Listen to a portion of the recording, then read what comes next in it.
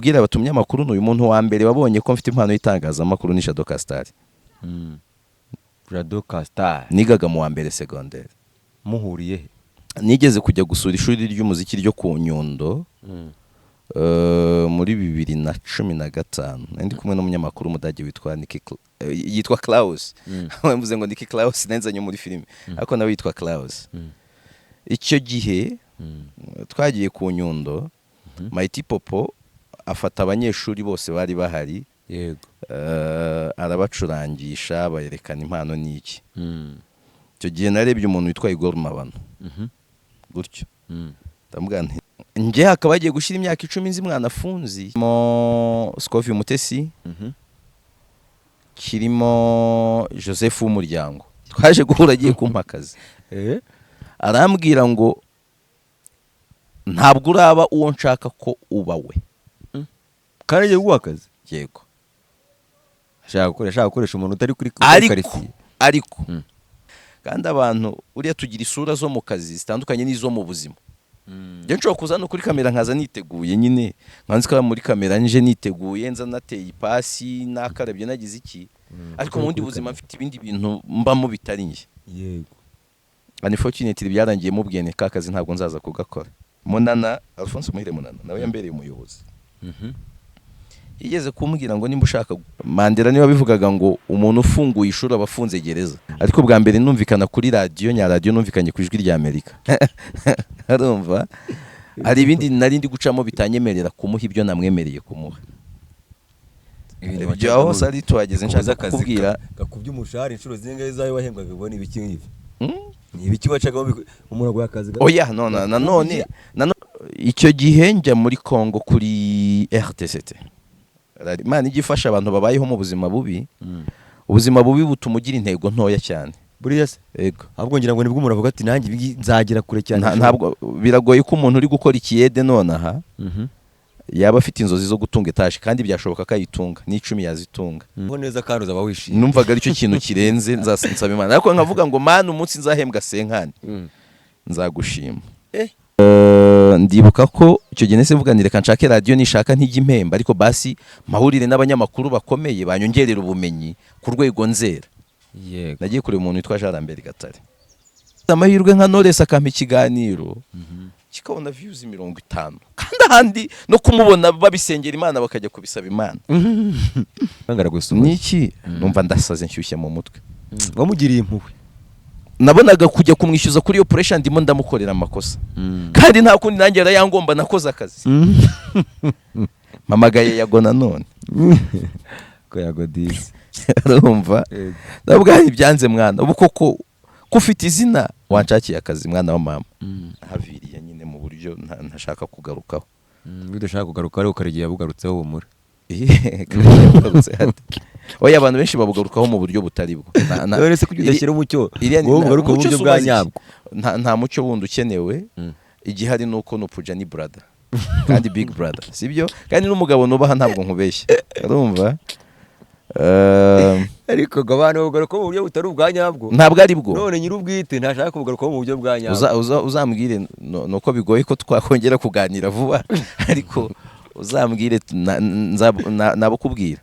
Uburyo babugarukaho nta kuri kurimo, nta ibyabaye n'ibihari ntabwo babizi. Ariko ibitangazamakuru handitsemo ko wikingiranye muri studio. Actually no pujari karite yari afite ikomeye, ni umuntu ukunda ibintu bye ku rwego bibuko byagenze tunabikemura uko byagenze gute mu itangazamakuru nyine kumva byari ibyanyu babiri.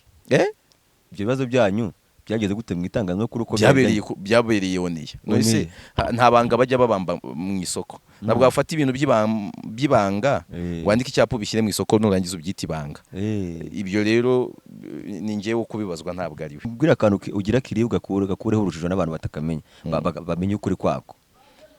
Mwiyo nkuru nge nakurikiye numvise bavuga yuko ngo nopuja nuko ngo nubwo uvuye kuri radio ye ngo n'ahandi amaradiyo yo guhaga akazi ngakababwira ati ubuntu mu akazi ni indiscipline. Ubwo nako wakashyiraho umucyo. Actually wowe uzakubita umuntu urushye, ariko ntabwo uri mu mwanya mwiza wo kumutegeka uko arira. Ibyari mu bushobozi bwawe ni ukumukubita, kandi wanabikoze ntabwo uza kugena uko aza kurira. Ariko hari ababyeyi bagukubita bati kubita urushye cyangwa ntabwo ari byo n'amafuti. We wankubise rekeraho reka ndira ukwanjye. nkivayo rero n'abamvugishaga barabihagaritse bamwe mvugana n'igitangazamakuru kimwe kintegeka kujya ngo kumusaba imbabazi sibyo nanga kujyayo itangazamakuru ryigenga rifite ibibazo byinshi ku rwego nyamvuga ko leta ikeneye kuritabara nyine ninde uzaritabara leta kuko riyikorera akazi ridahemberwa muri urwo rugendo rwose wanyuzemo ibintu bibiri byagufashije kugira ngo n'ubu ngubu tugutumira ubu ugihagaze uvuga uti ibi nibyo bintu byamfashije uko ari bibiri ni ibihe kugira ngo kuryo n'undi muntu yabigira impamba kugira ngo nawe azakomere waba yaragize depression mu buzima cyangwa se yaranyuze muri trauma healing process kuri wowe niba ari kuri radio niba ari kuri televiziyo cyangwa se niba ari n'ahandi runaka abasesenguzi bane cyangwa se abasenguzi bane wowe ubona baramutse bahuriye mu kiganiro kimwe muri content tubamo abantu bakumenyereyeho bati bano bantu bahuriye mu kiganiro kimwe kuri table imwe aba bantu abandi bakorera ku masanka yabo baba bahiye cyangwa se baba bazimye bya birangiye baba ari bandi nje ntabwo mbara ikiganiro mu buryo bwa views kuvuga ngo abandi ngo bakora mu masaha oya ntabwo mvuze mbara mu buryo bw'ireme nivuga ngo bahuye cyaba ari ikiganiro cyiza aba ari ikiganiro cyiza ku buryo abantu benshi bagikurikira hanyuma abandi bari ku yandi masaha bakavuga turabakurikira tugarutse wama nk'ikiganiro kirimo bivuga yuko ngo na Jado Kabanda Nyirisibo ijambo rimwe ryakumenyesha amakuru y'isi yose andika #Media Empire utandukane no kujya ubeshywa amakuru y'ibihuha ya buri munsi.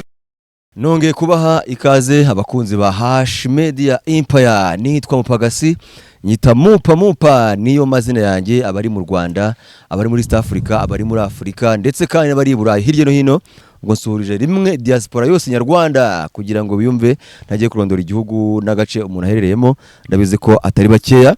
Hanyuma rero niba warakanze subscribe ubu rero kubera ko tuvu matangira nsigaye bivuga ko sinzagiye mbise nitugira sekati subscribers sinzongera kuvuga ngo mukore subscribe bizaba bihagije. Rero ni urugendo shuri kuri #Media Empire.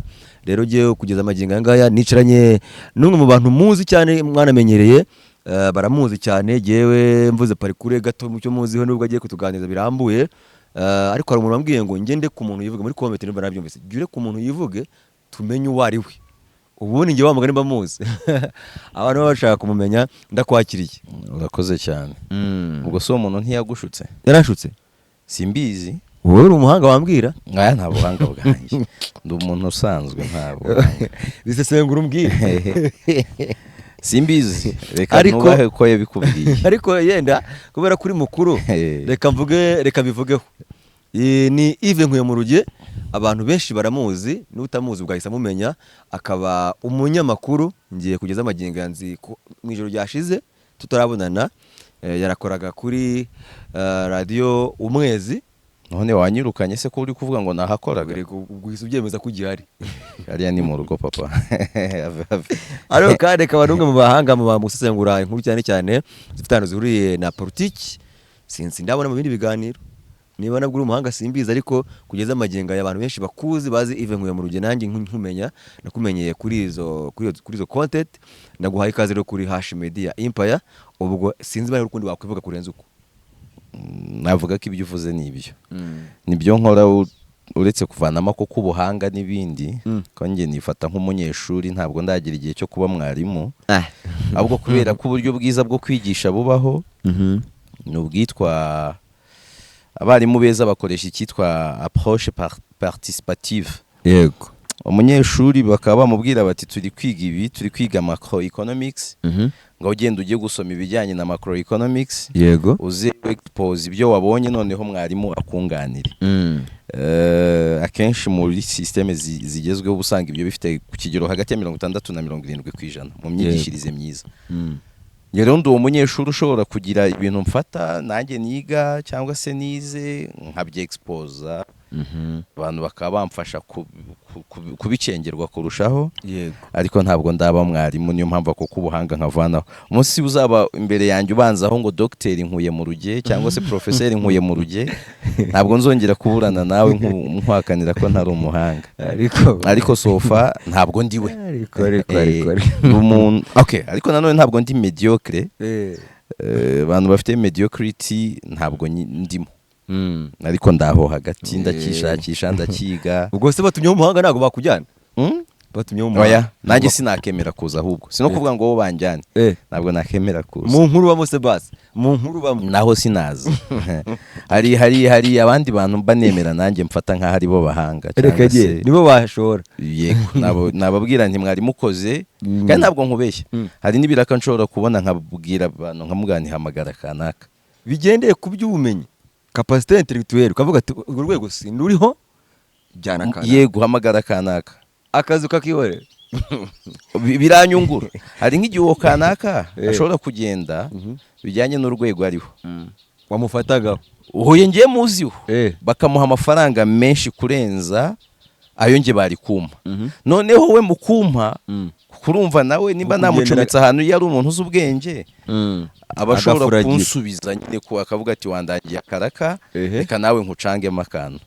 yansubiza ukabona mpaye arutoye bari kumpa, na wa mukire nahaye wa muntu akaba abinkundiyemo akanamburesinga, wajya kubireba ukanasanga nungute mu buryo bubiri kurusha uko wari kujya wowe. nungutse muri reputation imbere ya wa mukire ko ntigeze nikunda ngo nemere ubuki nta mizinga.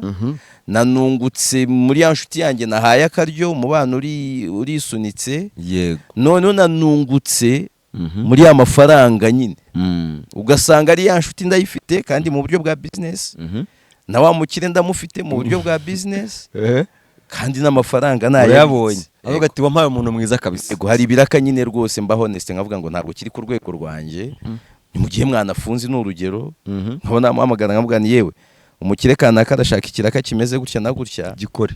kandi yari yampamagaye ndamubwira ngo ni wowe mukandida mwiza, kandi nujya kumukorera operasiyo ikinyu kigabanye yumva uburibwe. reka ntabwo nabikora, ariko ibyo byo nta kintu. ariko nyine urumva niwe ntanzeho urugero, ari refu yanjye aje kukudiringa, ntabwo umubwira nk'ayo wari kumbwira. hari igihe rero agiye kunsengerera, n'urugero ko namurangiye ikiraka anansengerera kurenza ayo wari kumpa. nuko rero ariko ubwo numva se ngo ntiwaba wipfobeje. ntabwo ari ukwipfobya, ntabwo ndi mwigwingira, ndi gukura. mwese reka nkubaze Mupaga, hashize imyaka ingaho nzi? hashize ntabeshye n'umwaka. sibyo? niba hashize umwaka umwe unzi, nge hakaba hagiye gushyira imyaka 10 nzi mwanafunzi, cyangwa nzi munana, cyangwa nzi kanaka, uri kumva icyo bisobanuye igihe yaziye. nshobora kuba nge naramenye munana niga secondaire, ashobora kuba yaratangiye kunyigisha mu byo yanyigishije cyangwa se kumfasha mu myaka 6 cyangwa 7 ishize. uwo muntu we wari ku rwego ashobora kurera cyangwa se kurema undi muntu. none se ugucyo nkubaza n'iki? uragira ngo niyumve nka mugenzi w'uyu munsi?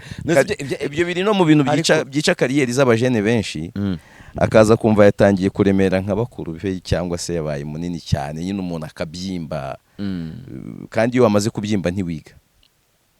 none umuntu ariko agomba kugendera ifiyeri ry'ibikorwa amaze kugira. nanjye nakubwiye ntabwo niyumva umuntu uri mediocre, sibyo? nta n'ikigo, reka nkubwize ukuri, mu bigo by'itangazamakuru mu Rwanda sirita amaradiyo, kuko ngiye nkunda radiyo kurenza ibindi. nta muntu waba mfite mu kigo cye ngo yicuze ko mfite, sibyo? ariko ntabwo ndaba inkingi mwikorezi kuvuga ngo hari amazina nyine ntaraba nkayo, bibe mu bushobozi, wumva ushaka kuba nkayo se, bibe mu buremere, wumva ushaka kuba nkayo. hoya no kuyaruta ntacyo byampombye. ariko atari ukuyaruta kuvuga ngo nayaruse kuko naremereye, nyine niremereje navuze ngo nakaze nkaboya. hari muruta kuko ubumenyi bwanjye nabureze bugakura, nabwongereye nkabumurusha, yego, nkamurusha n'ibikorwa, none nkaremera, ibyo ntacyo bihombye. ariko urwo rwego ntabwo ndarugera. reka nkwewaje wagiye kwisobanura ugaragaza uburyo kinguciriritse, ntushaka kuvuga ngo kanaka ndamurenze, ariko wa mugani abagukurikira nibo baguhereza, nibo bagushyira ku rwego bashaka. abagukurikira nibo bagushyira ku rwego bashaka. ariko muri iyo ngingo n'ubundi mu kiganiro urugendo shuri tuba tugiye kuganiramo, turebera n'ubundi uko byatangiye ku mugani. nabonye ni kakajwi, avuga ati uko byatangiye ubundi nyine amasi iminsi 3 muri Amerika mwana kwa gatanazi numwe mu bantu nemera cyane ari nk'umuntu zara content muzi akibimahama arakana wowe uranamuzi atafite iriya sura ngenda muzi ahubwo no kwisura kakajwe ndamuzi igihe muzi yambaye mask nk'inyi ayange muzi ari umwana mu nkambi mahama yego umwana mwiza cyane usetsa n'umubyeyi we ndamuzi mama we sinzi nimba kihaba yego ariko umwe mu babyeyi be ndamuzi wabaye mu nkambi se oya kumwe ushobora kuhajya ari akazi uri mu kazi none ukaba wabona abana b'abanyempano gutyo kandi kuko ku ruhande rumwe ndi umu artiste ngiye nkunda abana b'abanyempano nyine hari nk'abasitari nka hano nona nzari bato ariko nkanaramurebaga nkavuga ni uri igitangaza urugero kandi nta kintu reka ngwe nk'urugero nigeze kujya gusura ishuri ry'umuziki ryo ku Nyundo muri 2015 ndi kumwe n'umunyamakuru umudage yitwa Klaus mvuze ngo Nicky Klaus nanzanye muri filime ariko nawe yitwa Klaus icyo gihe twagiye ku Nyundo Mighty Popo afata abanyeshuri bose bari bahari yego arabacurangisha bayerekana impano n'iki icyo gihe narebye umuntu witwa Igor Mabano gutyo ndamubwira nti ntabwo uri umuntu usanzwe reka uri igitangaza ariko nta kintu mfite cyo kumuha nanjye nari ndi kwishakisha nyine umubwiye ijambo gusa gutyo hari umukobwa witwa Alice nawe wize umuziki ku Nyundo icyo gihe wowe nahise muhereza ibiraka byo gukina amakinamico ari ikinamico yari irimo ibiceri byiza uramuri command ndamumita nyine we twaraganira ibindi ambwira ibintu by'amakinamico musaba kwigana nyine nko kugerageza nk'ukina gutyo gake umuntu umwe byari bagije nabwo ni hari hano nunatsindwa nzagusubiza transport yawe ntabwo watsindwa undi muntu we n'ubundi yararenze ntabwo societe yacu iramufata nk'umuntu urwego ariho umuntu witwa Aline Sano wenzi mu baririmbyi ukakomeza Aline Sano yanyize imbere umwaka umwe aho twize hamwe ahagana he Rwamagana Centralize yego najyaga mubwira ko atari kuri level yo mu Rwanda ntabwo twavuganaga byinshi ariko nibuka ko ari ndimo twigeze gukorana yitwaga ikiganza gifasha projet bimera uburyo ipfapfana najyaga mubwira ntabwo uri kuri level ya hano kandi n'uyu munsi niko believing atari kuri level ya hano icyakora aho turahuza aho ngaho turahuza ntabwo ari rwose ni saha y'umuntu bitaragera cyangwa industry dufite ikibazo muri industry nubwo ntabibamo ntuze kubinjyanamo kuko mbikomojeho ariko abahanzi bo mu Rwanda b'abahanga ntabwo bafite agaciro bakwiriye industry yacu ibaye yubaha impano abantu nka ba Mike Kayihura abantu nka bandi b'umuntu ntabwo ari akakwiriye abantu nakubwiye ngo abantu nka Mike Kayihura abantu nka Ndi Bumuntu abantu nka Aline Sano abantu nka Ruti Joel babantu nyine b'impano zidasanzwe abantu nka Bruce Melody bakabaye bakazi na Melody arakaze nawe afite niyo mpano n'iki ariko rero gutoragura abahanzi batanu utaragira ku muhanzi ngo 001 oya biriya byo ni iby'akazi biriya byo ni iby'akazi ku muntu yakita 001 ndanabishyigikiye ariko njye ndi kukubwira ko mu Rwanda dufite impano zikaze zidahabwa agaciro Melody w'agaciro aragafite aranagahabwa wabonye ariko ko ambassadeur de Olivier Nduhungire yego minisitiri w'ububanyi n'amahanga w'u Rwanda yego yavuze ati ntabwo nshaka umuntu ugereranya The Ben n'abandi bahanzi babonetse bose ariko nawe ni umuntu icyiza yavuze yanze kubahanganisha ashobora kugira gutya niyo mpamvu afana mukura ntafaniriyo sibyo ashobora kugira gutya mu kwemera ko yakemera ko The Ben ari umuhanzi urenze wenda bijyanye n'ibigwi The Ben yagezeho urenze abandi aho nabyemera ariko njye ndi kwivugira ku kintu cyakaba yari impuzamahanga ubundi uzumva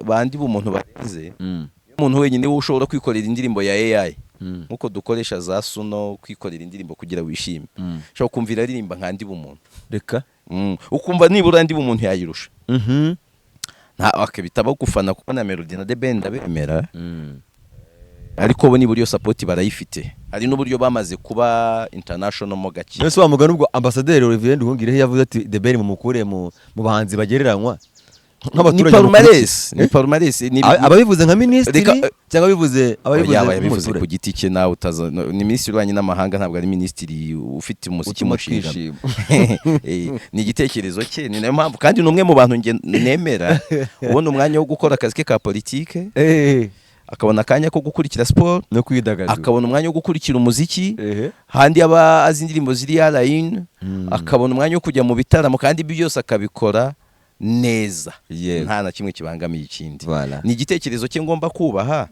ariko nk'umuntu ufite amarangamutima nawe wakunda umuhanzi. njye nta nubwo nkivuguruza. Byashoboka ko The Ben ariyo muhanzi dufite wa mbere uremereye. Icyo ndi kuvuga, ndi kwivugira ku kintu cyitwa impano. Dufite impano zigitwa iki, actually dufite zahabu zigitabye mu byondo, zirimo Aline Sano, zirimo Kayihura, zirimo kuko atari ibintu nari natekereje mbere ko nza kubivuga. Nshobora kuba hari n'abandi nibagiwe, abo wenda bakahita baza cyakora njye nemera ko umuntu bapfukiranye bakamwica urwana fata ari irindi zina rije, Shani Breeze, njye niyo mvuga, Billy Ruzima, Shani Breeze, Niyo Bosco, n'abanzi benshi. N'uyu mukobwa witwa France ejo bundi bamutereye ivi, nawe arakazemo. Hari abahanzi benshi dufite nyine badafite, n'abagiye bahungabana bakabireka, nka Shani Breeze isaheruka gukora indirimbo ryari, kandi afite ijwi ryiza, azi protocol, arikorera publicité n'amadocumentary adutwara ibiraka cyane, yeti akaba yabidusigira, akaba ari kwamamara, namwe mugakora. twebwe tukaba turi mu biraka bya publicité n'amadocumentary akaba bidusigiye. Yes. Urakoze cyane. Ubundi Yves Nkuyemuruge, wari wavuze ahantu wize segonderi rwahise ukavugiramo na Aline Sano, mwariganye, nyuma yo gusoje segonderi na kaminuza wishyizeho? Ntabwo ndayirangiza, sinzi ibibazo bibirimo, maze kwiga inshuro 3 ntayirangiza. Niga ibintu bimwe nkabyanga, ya nyuma nari ndi kwigamo barayifunze ejo bundi, ubwo nari nzi ko nza kurangiza, ariko ndateganya kuyirangiza. Gusa njye mpora niga, ntabwo ari ikibazo cya kaminuza, urakora nyine ndi creative, nshakisha ubumenyi hirya no hino. Yego. Mu bantu, ubwo nabyumvishe ko ruri kumbaza ibyo kwiga, n'ibiki ngo nizehe ibiki. Nta kaminuza narangije, urumva, narayize akure nageze ni muri level ya 3, ngomba kwiga level 5. Yego. Nigaga Economics and Business Studies, ariko nshaka guspecializinga muri Money and Banking. Yego. Ikindi gihe nari muri journalisme et communication de masse, nabyo birancanga. Byo ku ruhande nakoze amaformation ari locale cyangwa se nari mpuzamahanga, ariko muri formation nakoze nkumva ko nayikoze neza, nijyanye n'ibyitwa journalisme sensible au conflit cyangwa se sensitive conflict journalism. Yego. Iyo ni nayo nakoze neza, ndanexceringa mu mitsindire, kabaho n'izindi, kongeraho nyine ibyo by'uburambe bwo mu kazi n'andi ma formation abasanzwe. Ntabwo ndi umuntu ufite impapuro ndatabumenye nyinshi, siyo mpamvu nakubwiye se ko nsanzwe. Aravuga witwa Kazungu Kereva, ajya avuga ati ni umuntu asohoka kaminuza azajya kaza impapuro 5 mu itangazamakuru, impapuro ndatabumenye nisengura inkuru. Oya, yakagira umuntu upfobya ishuri.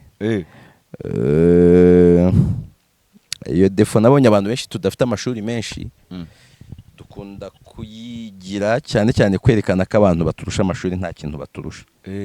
Ariko none ntabwo warata amashuri kandi ibyo guha kuri tele utabishobora. Oya, uretse amashuri ni ngombwa, sibyo? Ahubwo icyo nemera, umuntu ntakagira umwanya wo kujya kwiga, ngo ugire umwanya wo kujya ku ishuri. Nimba wagiye ku ishuri, fata n'umwanya wige. Ntuzi urata ngo nizibi nta kintu uri gutanga, ariko nta na excuse yo kuba utakiga cyangwa se udafite ubumenyi ku bintu. Abantu benshi bize ibintu bakabyiga neza, niyo bagiye kubikora babikora neza. Yego. Impamvu ahubwo ibibazo bihari, ntitufata abantu batize ibintu cyangwa se babyiga nabi ngo tuvuge ngo ishuri ntacyo rimaze, ngo oya. Abantu no muri uyu mwuga dukora, abantu bose uzabona bawukora neza kuturusha, abantu bawize. Abantu barimo batawize bawukora neza n'imbarwa, nibo bake.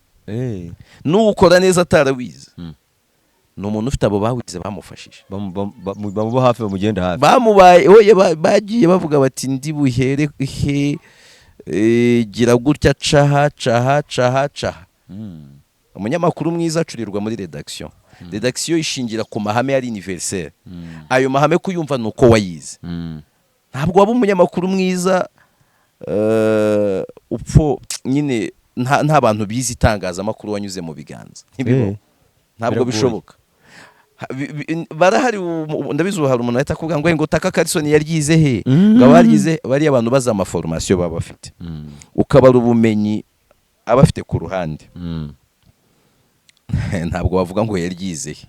None usanga bamwe mu bantu bazajya gupfobya ishuri cyangwa se kujya kubyiga umuntu amubajije ngo ubundi bumenyi ufite n'ubuhe nibura basi mu buzima bwawe umaze gusoma ibitabo 100 cyangwa 150 basi ubwo bushobozi bwo gusoma igitabo ubwo bushobozi hari umunyarwanda uhari umaze gusoma ibitabo 100 hari n'ababyanditse kubyandika birega wabyandika none se umuntu yandika ibitabo 100 atarasoma ibitabo 100 ariko zikusetse koko ariko wowe nta nate nka nuraso igitabo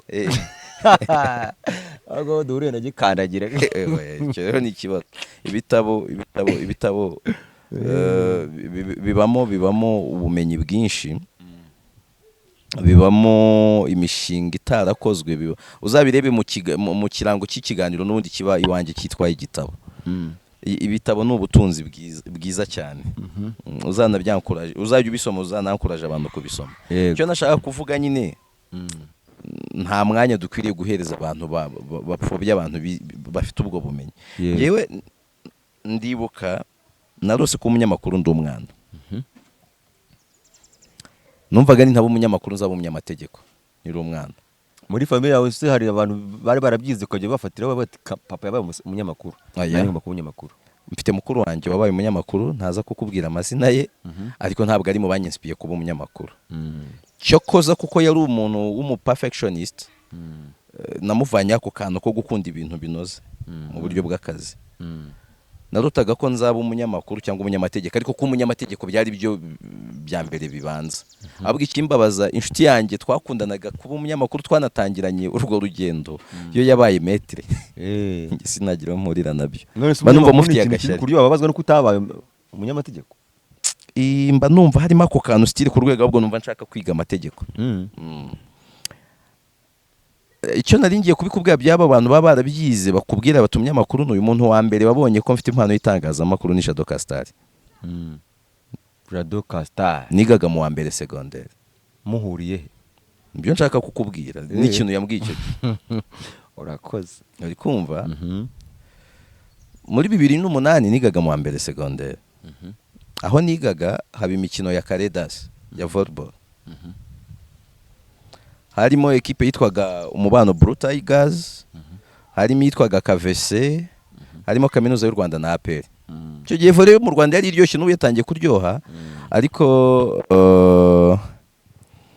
harimo abakinnyi bakomeye ba Machine, ba Yakani Lawrence Guma, no mu bagore harimo ba Dorcas Ndasaba uyu munyakenya barukaze, harimo abantu nka ba Flavier, harimo ba Jari kuyu coach ba Machine ba Debande, yari volley iryoshye irimo ingeri zose.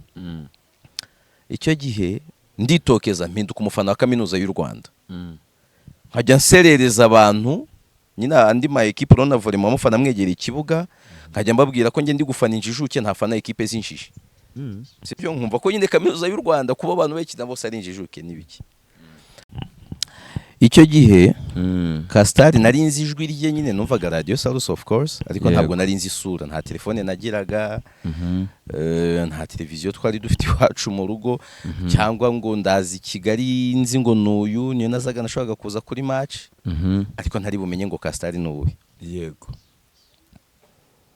Arambwira ati se mu bintu rota ko umunyamakuru birimo, gutyo ubwo yari yishimiye uburyo nafanye equipe yabo, kandi nari nzi gufana cyane pe. Ndamubwira ngo yego. Arambwira tuzavamo umunyamakuru mwiza. Kubera gufana se? Nacishagamo nkakora n'utuntu tumeze nkaho ndi kogeza match, ajya nkora n'amanalize.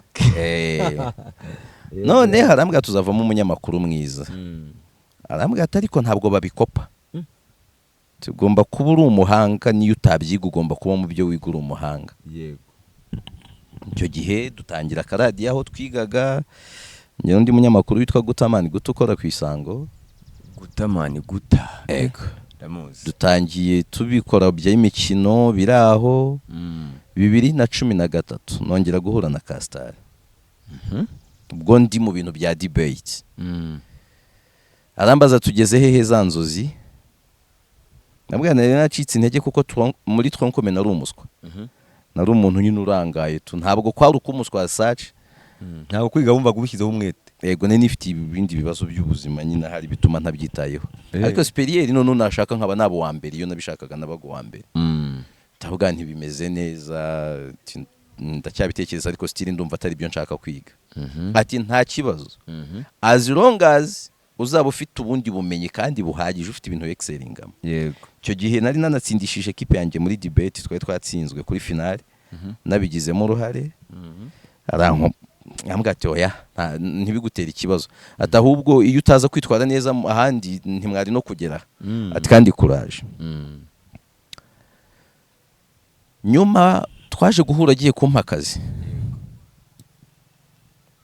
ahubwo ati narakubwiye narakubwiye twaje guhura agiye kumpa akazi arambwira ngo ntabwo uraba uwo nshaka ko uba we kandi agiye guha akazi. Yego ashaka gukoresha umuntu utari kuri quartier ariko kimwe mu bishimishije ni ukuri uri mu murongo w'itangazamakuru rishingiye ku bumenyi.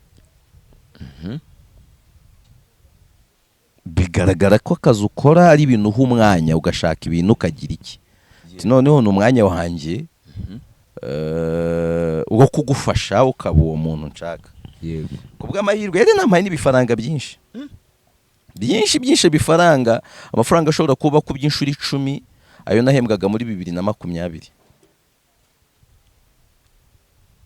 nakoze ko ubwo ndi guteranya mu mibare ngo numva wahembwa ngo numva kuri abangara ariko ndagenda nka kumwe nakubwiye ngo nge nshobora kwanga akazi kandi nkashaka nzunguza umutima ndavuga uyu muntu niwe watumye inzozi zanjye mbona ko zishoboka uburyo imyaka myinshi yabinyibutsaga kandi icyo gihe nifite ikibazo umuntu waba yaragize depression mu buzima cyangwa se yaranyuze muri trauma healing process hari ibintu biba biri kukubo cyangwa uri gukora ukavuga ngo uyusinge wabitekereza nk'ibintu ejo wakoze binejo wavuze wagize icyo ukavuga tuyusinge kandi abantu uriya tugira isura zo mu kazi zitandukanye n'izo mu buzima. Njye nshobora kuza no kuri kamera nkaza niteguye nyine nkanzi ko muri kamera nje niteguye nza nateye ipasi nakarabye nagize iki ariko mu bundi buzima mfite ibindi bintu mbamo bitari nje. Yego unfortunately byarangiye mu bwene kakazi ntabwo nzaza kugakora Kastar.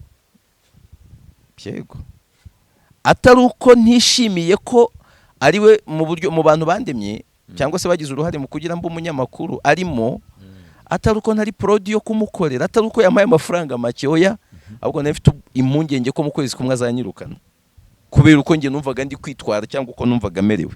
Aga uyu muntu noneho yishimiye kumfata ikiganza ndi umwana mfite imyaka 10 n'ingahe. Uyu munsi ageze igihe ambwira tumaze kwera twakorana ariko hari ibintu ndi guca amatazi wacaga mu bikizi ibyo ni ibindi. I don't want to be in letter arumva hari ibindi nari ndi gucamo bitanyemerera kumuha ibyo namwemereye kumuha. Ibyo aho sari twageze nshaka kubwira gakubye umushahara inshuro zingahe zayo wahembwaga ngo ni ibiki ngibi ni ibiki wacaga umuntu akazi oya nanone ntabwo nakanze ntafite akandi kazi. Uriya rero mu buzima hari imyitwarire y'abantu babiri. Umuntu ushaka akazi nta kandi kazi afite nta bargaining power agira mu kazi sibyo. Umuntu ushaka akazi afite akandi aba afite bargaining power abashobora kubalancinga like ngiye imibare yanjye kwari ukuvuga ngo uyu muntu hari ikintu avuze kuri nge gikaze cyane ariko washobora kuba atazi. Uyu muntu njya kumukorera ntatunganye nyuma y'ukwezi kumwe ushobora kunyirukana cyangwa abiri kandi ibyo byambaho ukazasangana nifungiye amarembo y'ubundi bufatanye bwanjye nawe mu bindi bihe cyangwa se duhindutse abanzi buri hari uburyo abantu mutandukana ku rwego nta yandi mahirwe yo gukora cyangwa gukorana azaba hari. Yego kudakorana bikaba byaba ari byiza ariko atari kuvuga ngo cyari cyemezo mfashe kimeze nko kwiyahura.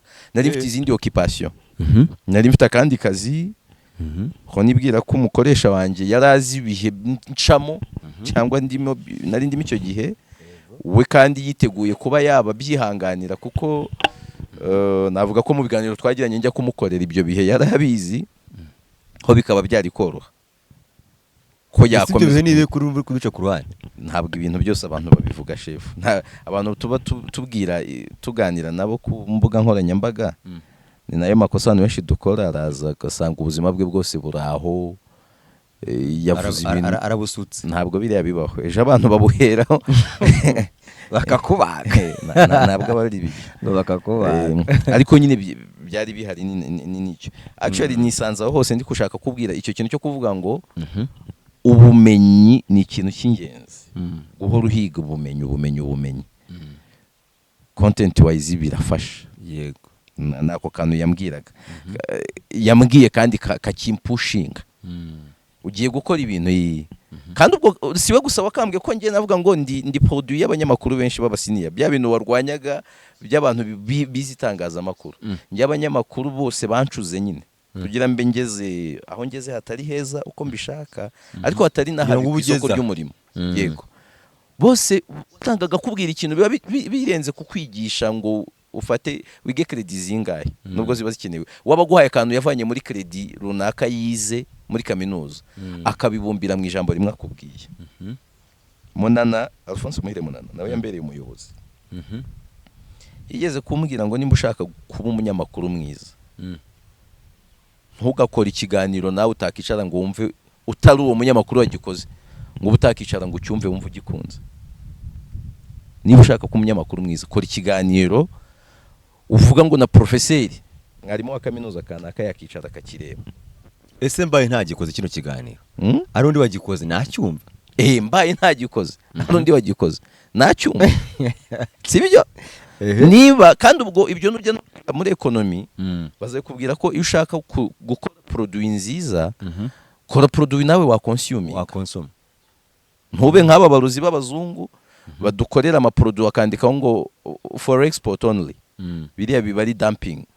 Nagasuzugura dusuzugura nkwanshyira nko muri Rika cyangwa se andi bantu barengera abakonsomateri, ngiye nahita mbabwira ni guhera ku wa mbere bampaye izo nshingano ku cyumweru nta produit izinjira mu Rwanda yanditseho for export only. Tugomba kuba turi standard ya mbere nyine, nahita mbigenza nka gutyo. Uri kumva icyo kintu nawe yahurizaga he na wa wundi, ariko kugira ngo uze gukora ibyo bintu birasaba cya kindi cyabanje yego cy'ubumenyi. Rero kupfobya ubumenyi byo ntago ari byiza. Abantu bizi ibintu babyubahirwe, abatarabyize ababyize bakaba batabikora neza nyine barabisebesha, ariko ntabwo ari bibi kwiga ibintu. Nakubwiye ngo uze kureba mu bantu b'abantu bica umwuga ukavuga uti barawuhotoye, barawurindimuye. Majority ntabwo uzasangamo abantu bawize. Kwiga erega kwiga uriya kwiga uretse no kuguha ubumenyi bw'ibyo uzakora, kwiga bikuremamo ikindi kintu, bikuremamo umuyoborwa mwiza. Mbere uzasanga umuntu wize ntabwo hari amakosa atakora, hari nayo yakora nyine akayakora nk'umuntu wize. Ugiye kubara Mandela niwe bivugaga ngo umuntu ufunguye ishuri aba afunze gereza. None yaje mu kazi yaranize ibyo bintu nyine, hari amakosa atakora ay'akazi n'ibindi. Yego. Radio ya mbere wakoreye ni iyihe? Wavuze ko ukunda radio cyane, byanze bikunze niyo wahereyeho. Navuga ko ari Radio Izuba ya mbere nakozeho mfite kontaro, ariko bwa mbere numvikana kuri radio nya radio numvikanye ku Ijwi rya Amerika. Ijwi rya Amerika? Yego. Mwe nakubwiye nge nikundira ubumenyi kurenza aho ngaho nteye ubwoba ibindi bintu. Aho ngaho nteye ubwoba yive. Oya, nta bintu bikaze kuko ntabwo navuga ngo nari umuntu w'igitangaza cyangwa nari umukozi wabo. Hari abajene b'abanyarwanda bari bifite ikiganiro gica ku Ijwi rya Amerika. Mu kunyegera bakunda impano yanjye. Nari mwiza cyane mu kigo. N'uyu munsi nuko ibintu byo kumbaga amaso byagabanyije screen time yanjye, ariko I was that guy mwiza mu gukora script, amadocumentaire cyane. Ubu nyine ubuzaragabanyutse, niyo nayikora ishobora kutagira karite nk'izo nari niyiziho, ariko nari mfite iyo mpano yo kwandika. Nyine bimwe bita uyu mukuru wacu yitwa Twahirwa yita ngo gukozi baba muri wino. Alphonse Twahirwa nakojeje baba muri wino, wagombaga kubiryoherwa uko byagenda kose. Yego, bakunda impano yanjye. Bayikunze mu kuntereta barambwira bati tuzakubonera amahugurwa y'abantu mpuzamahanga bimeze gutya na gutya na gutya, nza gusanga turi benshi dukeneye ayo mahugurwa, dukora ibizamini ndatsinda. ubanza nari nk'uwa gatatu ahari mu Rwanda. yego Dukora formation, bamwe bajogoka dutsinda turi 8, ndi uwa kabiri.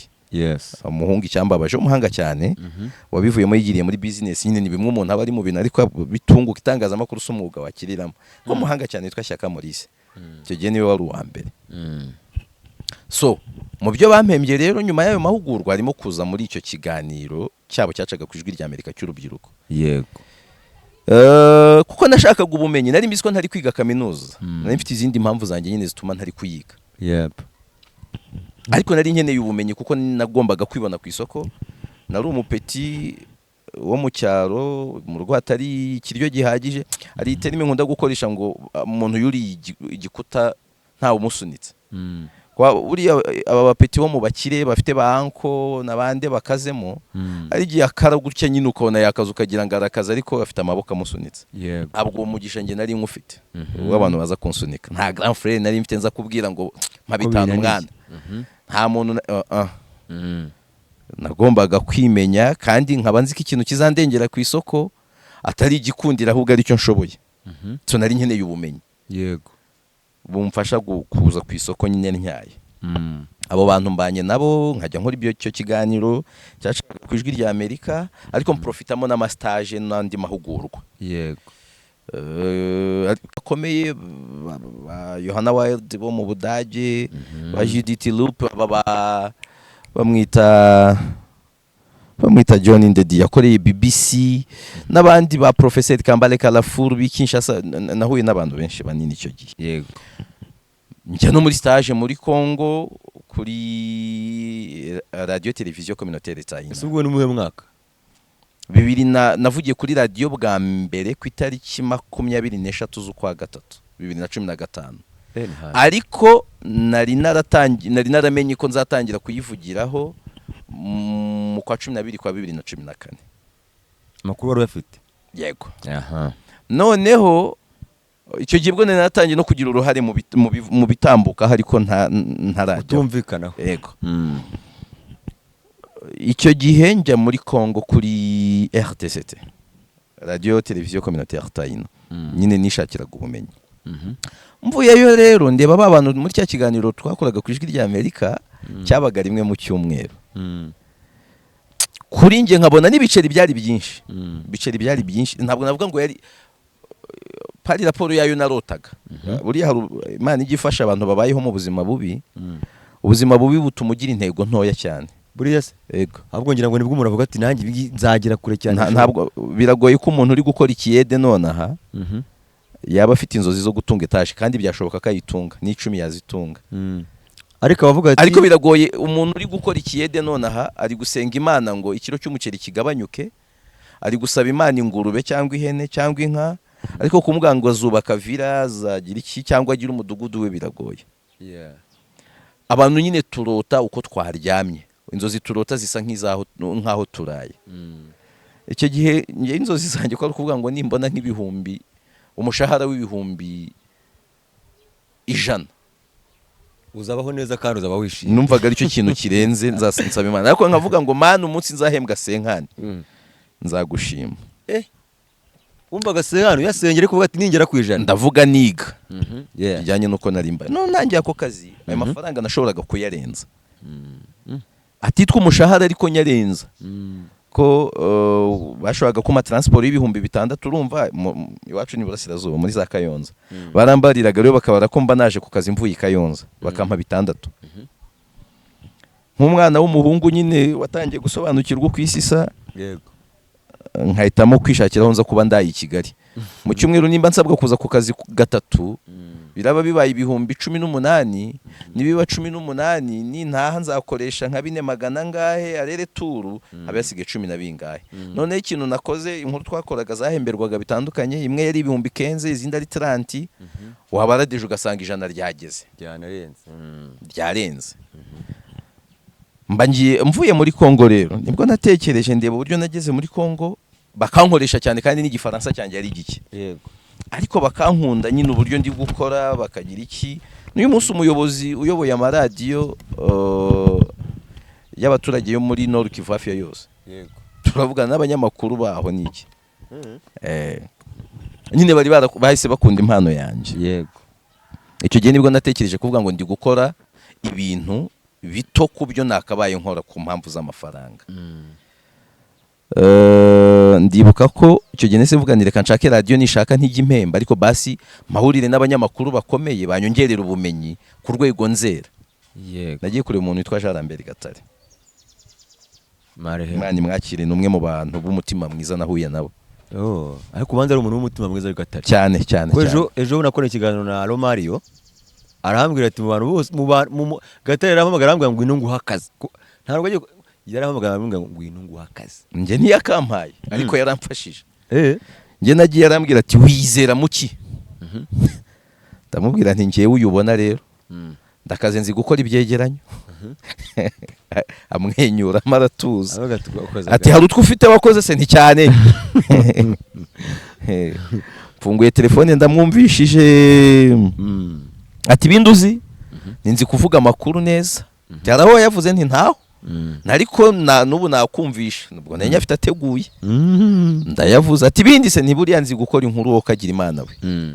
Ntuntumye kuri tere ndayizana anyicaza aho twari twicaye ariya mwisango hari ahantu gutyo ukinjira ameze nk'ari kuri reception, niho namusanze, ntabwo namusanze muri ofisi. Aranyumva ntega amatwi, urumva ngende umwana muto mfite amashagaga kandi inzozi zanjye nyine nuko umunyamakuru tu yego ufatika. Arambaza se nirukane Munana nguha akazi, nirukane Mwanafunzi ngo umugusimbuze, nirukane Uwerive, mbwira nk'ahantu uri kubona icyuho nagushyira. Kandi ntabwo naje nsaba voluntary gutyo, nubwo ariyo nafite mu mutwe. Ubundi mu buryo bw'ubuhanga bwo gusaba ntugasaba ibintu bito, ugomba gusaba ibirenze ibyo ukwiriye, ahubwo bakaguha ibyo ukwiriye. wo kugendera kare ugene Nje naje nshaka akazi kandi nako nari ngakeneye, ariko niyo banyemerera ubukorera bushaka internship nabwo ariko nari kubwemera. Birangiye Gatara arambwira ati reka nkubwire ikintu kizagufasha. Atufite impano pe, ati ntabwo nkubeshya. Yaramaje iti ibi bintu by'ibyegeranyo ndi kuva niwe wabyanditse nti cyane, niwe wabisomye nti cyane. Atufite impano. Atari ko style uri kurota ku munyamakuru munini kurenza ukungana urwego rwawe. Tiro banza ujye kuri radio no Isango icyo gihe rifite abanyamakuru bateye ubwoba. Ifite abo ba Munana, ifite ba Mwanafunzi, ifite ba bitwa ba Werive, ifite abo ba Gutamani. Bayisheja Sinzi niba no yari ko ikomeye yari radio muri radio z'i Kigali. Wumva nyine kuvuga uti ndikumva yarota kuzakora, ndikumva ibintu by'abanyamashuri.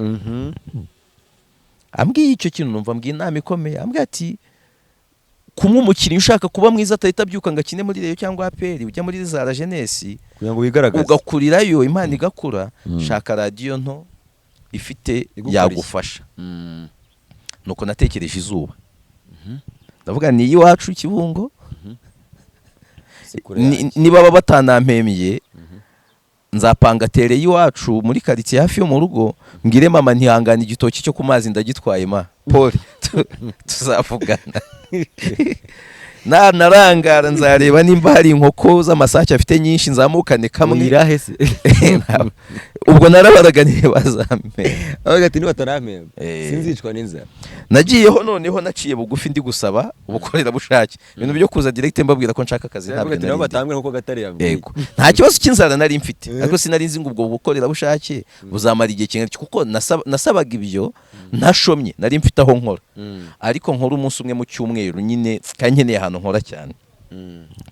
Kubw'amahirwe Izuba banyemerera ubwo bukorera bushake butanarambye ku kwezi kwa mbere nahise mpembwa.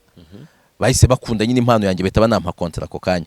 Ko banyohereje mu mahugurwa ya mbere ntaramara ukwezi ndi mu mahugurwa mbona ko ntaburanyatse konte yanjye. Mpita mvuga ni bya bintu banza ari mama wararaje. Ayo niyo hembwe bwa mbere. Oya naho handi narahembwe. Ariko niyo contract ya mbere nagize ya radio. Contract. Yego. Yari contract ya mbere. Mpaba imyaka 3 n'igice yari radio Izuba utazayibona kuriya. Bari very serious. N'abantu umunyamakuru wabo abahembwa sinzi ngo ubageze kurangaye twe yari make. Ariko afite rama. Bamuteganyiriza izabukuru. Ajya kuri tele bamuhaye mission. Kuri tele ahitamo ngaragenda na moto cyangwa aragenda n'imodoka. Na chauffeur. Yego. Reka je. Noneho uri gukora akazi kawe neza uri senior. Reka ari kurabwa nkeneye imodoka. ntabwo ngeze ariko kandi ntibagire no kuzana stress zo kwitwara. ngo urifure Uba ugomba no gusinziramo gato bakaguha na shoferi. ugenda umeze utyo Cyane. Urumva izuba ndahebe kuri utwo dufaranga kandi amakuru mfite rwose ibyo bintu byinshi muri byo baracyabibaha, ariko amafaranga nyine ntiyari menshi. Ndahakoze ndahabaye. Niho Munana yaje kunyoborera rero. Munana niwe watumye numva nyine ntangiye kugira inzozi nshya. Munana yarambwiye ati muri no si tugezemo hari imyaka ugeramo ukaba ukeneye ko ibyo ushoboye bigutunga. Anyereka potentials mfite, anandobesha mu buryo ntavuga uburyo zacuruza. Zuba twahembwaga amafaranga angana twese. Nyine abari mu cyiciro kimwe mwabaga umushahara wari umwe abari mu cyiciro kimwe, kandi nanjye nari ndi mu cyiciro gito, ntabwo nari ndi kuko sinari umuyobozi. Muhungu ndahaguruka ndabwani yewe mukanyongeza umushahara. Wa wundi waje yakasitaje atangiye gusaba umushahara none. Ariko nari mpamaze imyaka 3 irengaho amezi. Nageze ku itariki 3 z'ukwa mbere 2017. Ibyo bitekerezo byo gusaba umushahara nabitangiye mu kwa gatanu kwa 2020, ariko ubwo nabwo hari hajemo akantu nari ntewe na covid, nyine uko gutekereza kwinshi kwari gutewe na covid, ndeba bagabanyije abandi, ndavuga ngiye iyo bangabanya naya mpembwa nari kubaho. Numva ntangiye kudeservinga ibintu birenze ibyo. Bro, nafashe risk iteye ubwoba ndasezera. Nta handi ugiye gukora? Nari ngiye kugerageza amahirwe muri YouTube. Narigeze gukorera YouTube ya Gasuku igihe gito wa mipango. Papa twararushiye imihanda. Gasuku naramukoreye muri 2017. Utagira ngo Gasuku ni mushya. Siko nanze ko Gasuku ari mu bana batoya bazamu. Gasuku yari afite na website yandika yitwa gasukumedia.com, nayibereye na chief editor 2017 na 7 n'umunani. Ubwo numvaga je vuba hanga harimo kwakora bwa ati mwefluence uzamutse. Reka icyo gihe nakoze kwa Gasuku kuri icyo kinyamakuru cyandika ndi chief editor. No kuri YouTube ye hari udukuru duke nasomaga twa audio, ariko ngera igenda bireka. Hari buryo ngira amahame kwa hari amahame ngira nyine, ariko afite ahahurira n'umwuga. Areba rero zimwe mu nkuru zasohotse kuri website nkabona sinzi ifiteho ijambo, kandi ari ngiye nka chief editor nari mfite uko kwiyemera ntitaye ku myaka nari mfite n'amafaranga yampembaga. Numvaga inkuru igomba gusohoka ari ngiye ifiteho ijambo rya nyuma. Nuko kwemera kwanjye nari mfite, kandi nkumva ibigomba guhura n'ukwemera kwanjye kurenza ukwa Gasuku nyiri gitangazamakuru nuko nabitekerezaga chief editor. So none mbonye bidakunda rero ndabibona urakoze. Mpita njya kwa Arisudi yari afite channel, yarafatanyije n'undi mugabo uba muri Amerika ntari buvuga amazina, yitwaga Radix 250. Nayo nkajya nsomaho audio. Anyikubitira inote yayo ya 500 ari 500 kandi uzanye ya senkani. Ariko nabifatanyaga nako kazi nakoraga ku Zuba. Noneho oya senyi sase hari umuntu muri YouTube wigeze yampemba ntawe. Ntawe nigeze mpembwa. Amafaranga menshi nahembwe muri YouTube ni 300,000. Niyo menshi nahembwe. Tubasezera. Urumva? Nicyo gihe nsezera navugaga nti abantu bampaga senkani ngo nsome inkuru 3 mu cyumweru. Banza YouTube birimo ibiceri byinshi. Kandi bakayampera ingi. Nuko nabitekerezaga. Ubwo sinitaye ngo YouTube nzanyemo iki. Ndagiye mperesa inshuti yanjye yakoraga muri RBA, arimo umuvandimwe twarigeze gukorana ahandi hantu. Nari mbizi ko afite kamera na computer, afite na channel ariko atabonera umwanya. Yego. Tabwani ngiye nasezeye akazi papa wanjye. Ati zo agasezeye ugiye mu bikina mbwani amafaranga nahembwaga ntabwo bikunda. Ndabwani kandi uranzi ndakora cyane natinda kuza ukunda umurimo. Ndabwa mpereza iriya kamera, umpe na mikoro, unampe computer. Dukorera amafaranga dore YouTube abantu bakize. Ubwo sinzi ngo YouTube ni ibiki, na twatundi nakoraga narabahaga bo bakauploadinga. Yampaye mbere imfura Imana izamufashe. Yarabiguhaye ibikoresho byose. Nta n'umustari ntakoresheje ikiganiro kuri channel ntaza kukubwira uko yitwa, abantu batajyayo nkicwa n'agahinda. Uzi gukoresha nk'ikiganiro waganiriye na Clapton kikabona views 15. N'agahinda nawe umuteye uretse nawe. Kandi icyo gihe yari mu bihe byiza mwabireba bihe bya covid. Umuturanyi yari filime iteye ubwoba, Clapton ari mu bihe byiza cyane. ariko YouTube ibyo bintu irabikora man. nta muntu w'umusitari tutahuye. YouTube uzi ko ibyo bintu bikora. YouTube ukaba wihirinze ikiganiro cyakugoye, Ukabona views sometimes zicyenda. wanakishyuye, sometimes wagikuye na kure. Yego. Baba we. Ndagiye mpamagaye Yago yari inshuti yanjye ndanamukunda, no mu bintu byambabaje muri no myaka ibiri n'ibintu yanyuzemo. Yo. Sinzi nyine mba numva dufite icyo kuba Yago atari hano ngo abakora ibyo yakoraga. Ndagenda mpamagaye ndamugaye Yago please ndagukeneye. Kiye kumureba. Ndabwa ni dore cano nashoye nahuye n'abastari nawe utari kubona bamwe muri bo none byanze views. Ndeba mu maso arambwira ati ibintu biba bigoye mwana rero wenda byumva ibyo washakaga atari ko ntabwo biba byoroshye. Ninambwira ibintu nza gusanga nahise mu murongo utari uwanjye.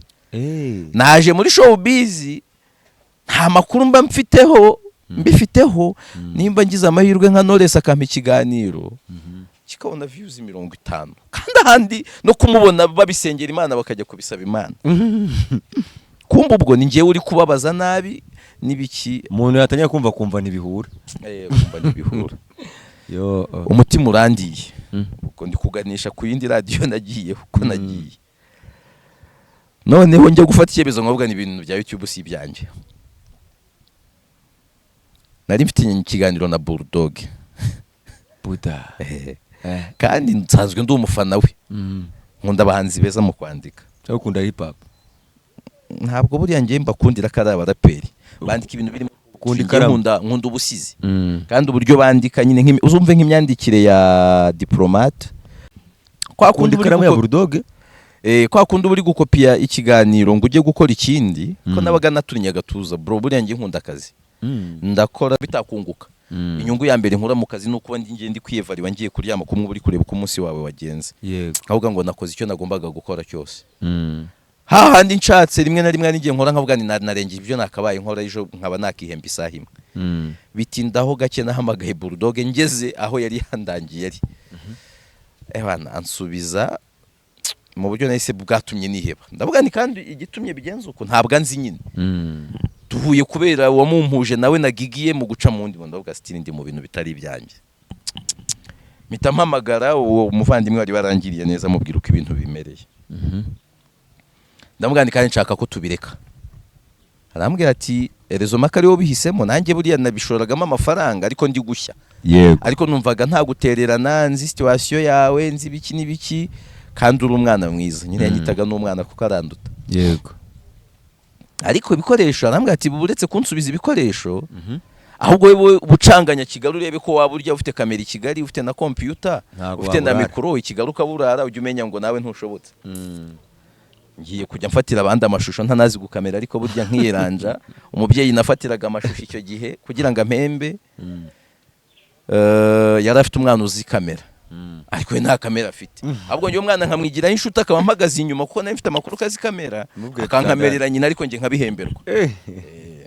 Ubwo nagakoramo 6 kari biranga rero nanone biranga yampembaga make nayaza nabi kandi ntabibona mu mutima mubi. Hari ukuntu YouTube abantu babazinga ibiceri birimo kandi ntabyo nabibonaga ko ni umuntu w'umubyeyi utazi nuko bikorwa cyane. Nimba cana itaninjije n'amadolari amayero 250 cyangwa 300 kandi nkaba nkeneye ibyo bihumbi byanjye 70 niyo yampembaga nza gatatu mu cyumweru. Yanantegeye rimwe na rimwe yanangaburiye icyo gihe naje kandi umubyeyi wamusanga kandi ubwo nari umuntu w'umugabo bavangara gusoma niki numva ndasaze nshyushye mu mutwe. Wamugiriye impuhwe.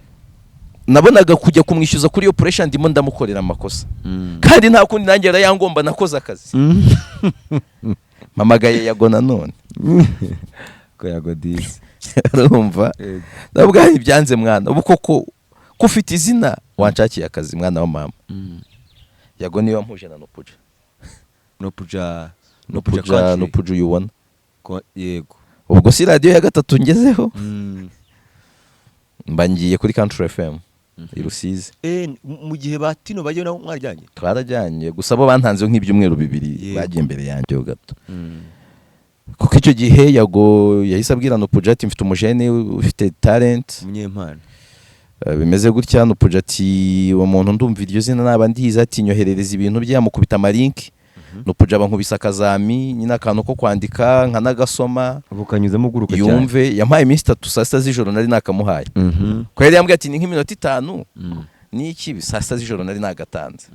Tumanutse tugiye Rusizi turakoze ubwo ntituranavugana ibiceri ashira iminsi tuvugana umushahara nayo yari amafaranga menshi ntabwo nahembwaga 230. Ariko mu ntangiriro nagombaga guhembwa ayo mafaranga mba mu nzu ya Nupuja njya n'ibiryo bya Nupuja mfite n'umukozi umesera n'unkorera amasuku untekera n'unkorera amasuku bitandukanye professional kabisa ndikumva rero ntabwo yari make. Turakoze naho birazambazamba ariko ni radio mfata ko yampinduye cyane numva mfite ku mutima kuko niho hantu nigiye ibindi bintu ntari nariza ahandi. Ahandi hantu nagiraga akazi kenshi kandi kansaba kugenda ku rwego bya bintu nkubwa ngo binsaba kwicara nkasoma nkanandika ugatuza ugakora nabaga ndushye simbifatira umwanya cyane. None tinagiye aho nari ndi kwa Nupuja mpita nsimbura Tino mu kiganiro mpita mbona Tino sinakorana na vibe nk'iya Tino biragoye ntabwo nayishobora kandi nkumva sinkeneye gutsindwa. Iyo niyo filozofi yanjye. Ntabwo ndi umuntu wemera gufeiringa ngo mbe ndi nko mu kiganiro umuntu ahindura urushinge ngo yumve ndi kuvuga ubusa. Niba rushyizeho agumisha urugumisheho I have to make sure kurugumisha. Ariko urumva gusimbura Tino byari nkuko wafata mu kirinyi mwiza w'umunyarwanda umunsi uz'umupira ninde ugafata nka Ruboneka Jean Bosco ukavuga ngo nasimbure Messi nubwo badakina postes nuko nabifataga umukoreje umusozi. Ariko ndavuga ni nta kundi ndi Ruboneka Jean Bosco ugiye gusimbura Messi kandi amusimbura tu kandi bumusimbure tu. Nakoze iki kiganiro cya Tino naragihinduye cyose A Z uretse amasaha n'amazina uretse amasaha n'amazina ariko content yose nahise nyimaramo ncura ikiganiro mu buryo bwanjye bushya. Ariko of course birimo agatushe k'ibintu nigiye kuri abo batino nyine bantu bari bamenyereye Urban Radios nje bwa rugambere nkoreye Urban Radio uri iri ya radio ya Nupuja yari Urban mu buryo bumwe nuko iri mu ntara ni kinyamugika iri no muri radio zari zifite content nziza radio ifite studio nziza nta radio nimwe mu ntara mu Rwanda imurusha studio nziza cyangwa gukorera ahantu heza niki bro nubatse ikiganiro ari umuntu uri kureba iki kiganiro ari Rusizi yakubwira gikunzwe kiza gifite package none music policy yanjye yo yari ikindi kintu ukiraga zigezweho cyangwa iza private ndende umuntu udakunda imiziki mibi sinkunda karahanyuze ako sinanagucuranga niyo twatuziranye ufite indirimbo mbi n'abahanzi b'inshuti zanjye baba bo twiganye n'abandi imyaka yose maze kuri radio barabizi ntabwo birirwaga banyohereza wenda umunsi bafite uburyo bazicuranga bitanyuze kuri radio ariko udafite impano ifatika ngo kuba turi inshuti ntabwo byakundaga oya ntabwo bikunda nakugurira byeri twasangira ariko niba ngiye mu kiganiro wimbwira ngo turi inshuti ufite ugasigaye nyuma ya studio ntabwo biba burimo. So ndagenda akiyo music policy ntabwo nabeshya ngo ninjye wari warayiremye ahubwo nayigiyeho none ihura n'uburyo nteye. Ari umuhungu witwa Masunzu yabaga azi imiziki myiza kongeraho ibyo Tino yasize none ukongera ubundi buryo bwo kujya gushaka imiziki. Buri buryo bwo gushaka imiziki buba bworoshye kumva ngo imiziki myiza ni iyihe. Yego haba ari uburyo ushobora kuyishaka nyine. Nkabyitaho nkora ikiganiro ngiye amasegma kirakundwa kugeza igihe nahaviriye nyine mu buryo ntashaka kugarukaho. Bidashaka kugaruka ariko karigiye bugarutseho umura. Oya abantu benshi babugarukaho mu buryo butari bwo. Uretse kujya udashyira umucyo ngo garuka mu buryo bwa nyabwo. Nta mucyo wundi ukenewe. Igihari nuko Nupuja ni brother kandi big brother sibyo kandi n'umugabo nubaha ntabwo nkubeshye urumva. Ariko gabano ugaruka mu buryo butari ubwa nyabwo ntabwo ari bwo none nyirubwite ntashaka kugaruka mu buryo bwa nyabwo. Uzambwire nuko bigoye ko twakongera kuganira vuba ariko uzambwire nabo kubwira uburyo babugarukaho nta kuri kurimo nta ibyabaye n'ibihari ntabwo babizi. Ariko ibitangazamakuru handitsemo ko wikingiranye muri studio ntabwo studio yari ikinze urumva ko barabeshya yari uko yabaga imeze ndi mu kiganiro niko yari imeze ntabwo yakinze kandi ko gusoramo ngo byarabaye ikibazo. Niva se nyine ko bavuga ibintu batazi nasohotsemo neza ahubwo ikiza gihari menya ngo nasohotsemo mfite amafaranga yanjye yose yakabaye menya ko navuye mu nyafite nta kintu nishyuza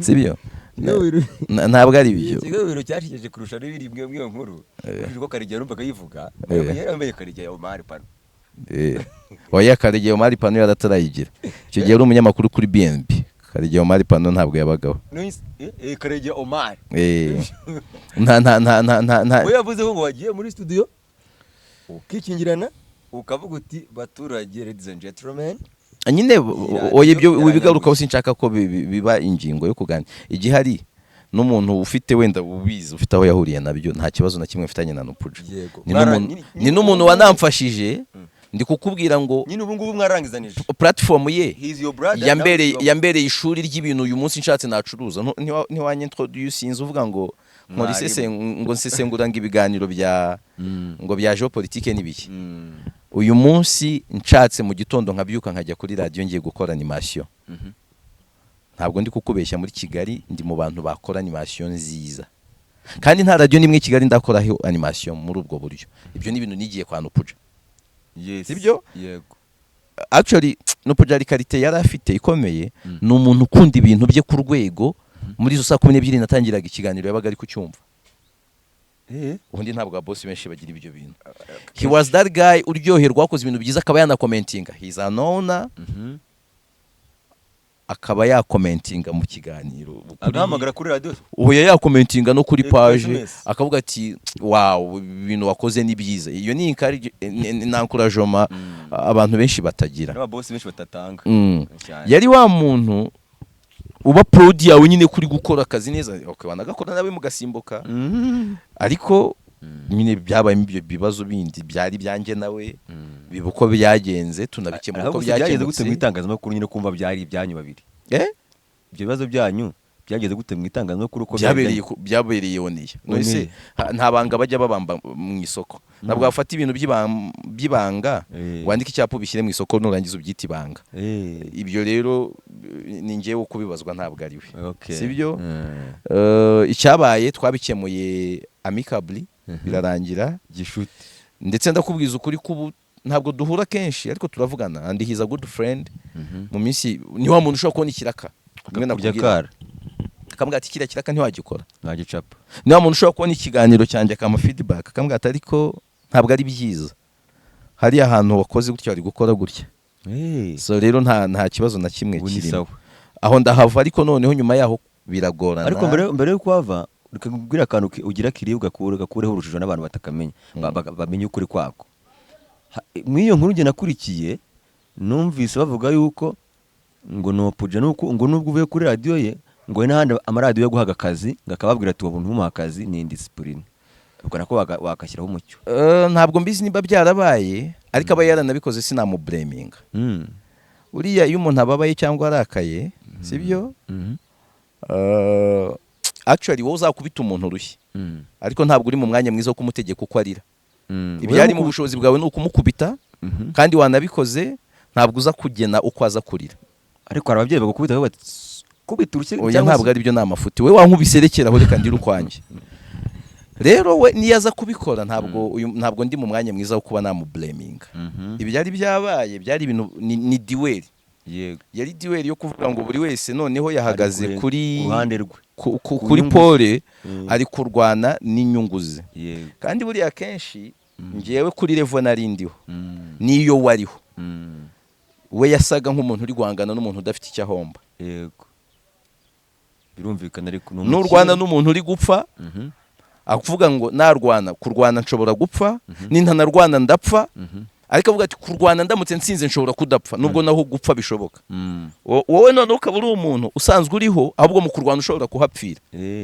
buriya amahirwe yawe aba ari make muri iyo ntambara kubera ko nudapfira murica yego rero we yari ari muri iyo pozisiyo y'umuntu ufite icyo ahomba uhanganye n'umuntu udafite byinshi ahomba kandi Hitler yabujije abantu kujya muri izo ntambara rero nyuma yaho nk'umuntu wa muri showbiz muba mu bintu bibi abantu muri showbiz ashobora kuba icyo gihe yaranatekerezaga ko ahari natumwe nyuma rero akaba wenda yarabonye ukuri yego cyo kuvuga ngo simbone akazi ngo yari yabujije abantu bivuga yuko ngo na Jado Kabanda nyirisibo ngo yagiye kukwangaja. Oya Akababwira ati ntabwo Jado Kabanda twigeze tuvugana. Naba mbeshye. naba mbeshye byo muri showbiz. Ndetse n'icyo gihe nabonye ibitangazamakuru bya Nyaprovince cyo koza nyivi Rusizi navuye Kigali hari ibitangazamakuru twavuganaga na mbere ndiyo uriya ngende umuntu uri royo kubakoresha banje umukoresha wanjye kugira ngo nkubwire ngo ndagiye ntabwo aba ari ikibazo cy'amafaranga kenshi ni icyambere sinjya ntungwa n'akazi kamwe biragoye ko wavuga ngo ntabwo urampemba ngo naburaye napfuye n'ubundi buryo ku magugu.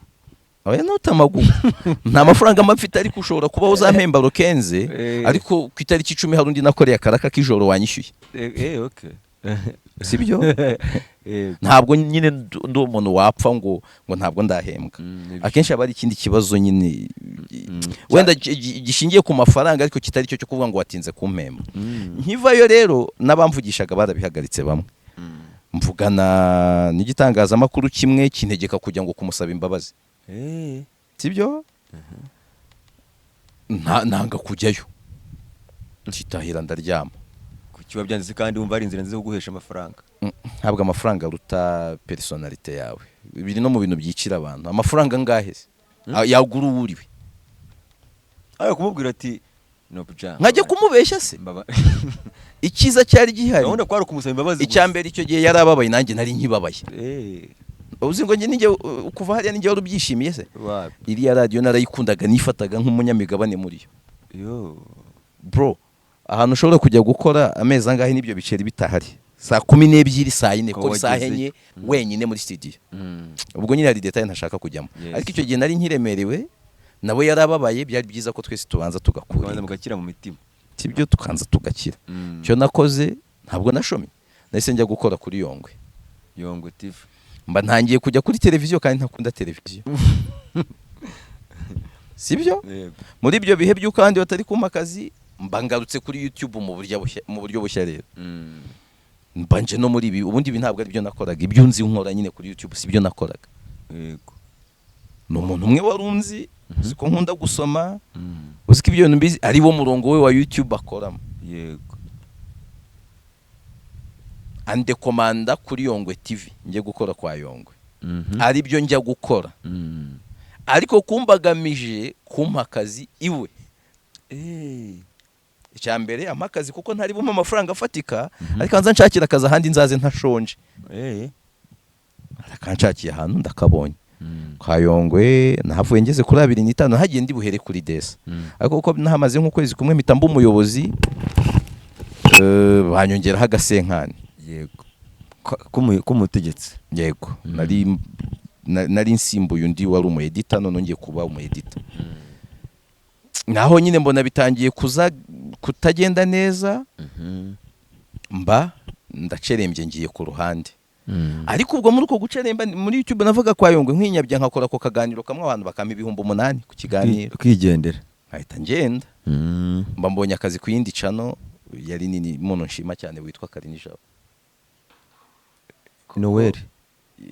Channel ye ndayishima uko nkubwira ngo nshima manose nanyuze nshima kuzuba nkashima country no mu macano nanyuze nshima Primo.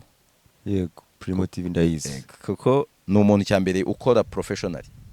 Iyo rero wagiye mu biganza by'umuntu ukora professionally kandi ukahajya uri wa muntu ufite izindi nzozi zo kujya kwikorera ubura ahantu uri kwiga. Icya kabiri exposinga kuri audience y'abanyabwenge. Iyo ugize amahirwe ukagira audience y'abanyabwenge rero hari amafuti itakwemerera. Yego. Aho turi kumwe ubwo mitamva kwa Yongwe hari imbere gato yo kahura na biriya bibazo. Ho none kube nagiye ntishyuje uwabareyo. Yari arimo narababwiye nta kibazo. Na nyuma rwose bashatse kunyishyura. Ndabwa ni oya. Umuntu ari mu bibazo arimo n'ibiki byose. Oya nta mu bishyuza ntabwo ndimo. Ndabyihorera. Ubwo kumva rero uko nagarutse nza mu byanjye njya ku mwezi mamaze abantu bazi ko wenda yatangiye ku itariki enye z'ukwa 7